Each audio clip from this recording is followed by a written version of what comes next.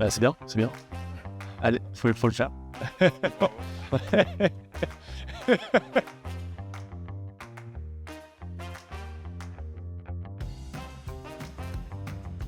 Je m'appelle Loïc, je suis dans le projet depuis 8 ans. J'ai contribué à participer au montage de ce projet. Je suis Cyrus, je suis le dernier arrivé à la filature il y a un peu plus d'1 an. Notre projet, c'est la filature de Nio. C'est une filature qui existe depuis 1967.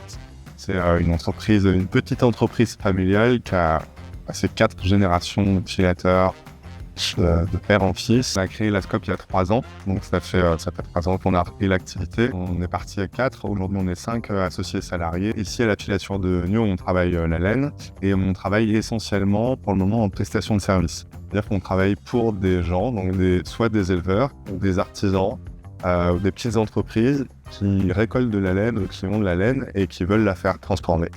Dans du produit brut, juste tondu du mouton, de la laine brute, dégraissée, triée, ouais.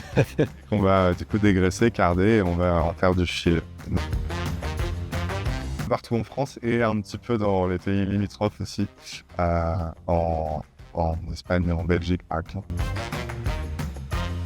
Le bassin de la Vlanée, là, c'était un des plus gros bassins au monde au niveau de la transformation lainière en cardé. C'est pas le mec, il est cardé.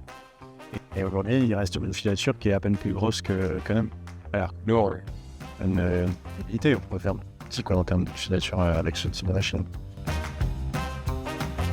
Pour parler pratiquement de notre fonctionnement, on a un fonctionnement où chacun a un peu des spécialisations, des domaines dans lesquels il va avoir un peu carte blanche.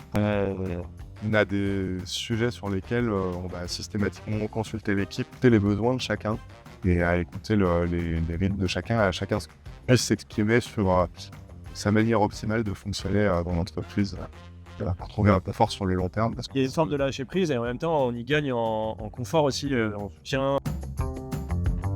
Peut-être de pouvoir rencontrer plein d'autres porteurs de projets et de pouvoir se sentir soutenu aussi sur des questions sur lesquelles on est vraiment à tête.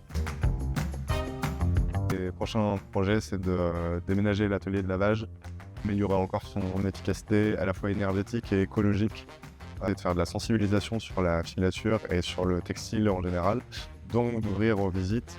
Il y a aussi un enjeu un peu de formation. Il n'y a pas d'endroit pour se faire former. Donc l'idée aussi de pouvoir être un tremplin pour d'autres gens qui veulent se lancer là-dedans. Ouais, je pense qu'il faut rester sur des unités à taille humaine. Il ne faut pas viser trop gros. Il faut garder de la souplesse.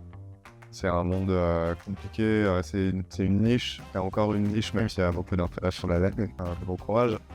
Ouais, renseignez-vous bien avant.